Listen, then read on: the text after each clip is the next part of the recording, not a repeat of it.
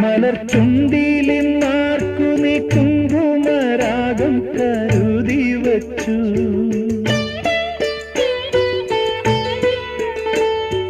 തൊഴുതു മടങ്ങുമ്പോൾ പൂവളപ്പൂവിഴി മറ്റേതു ദേവനെ തേടി വന്നു.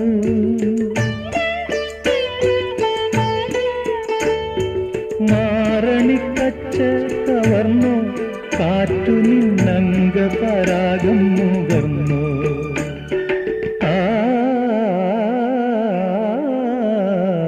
ചന്ദനലേപ സുഗന്ധം ചൂടിയതാരോ കാറ്റോ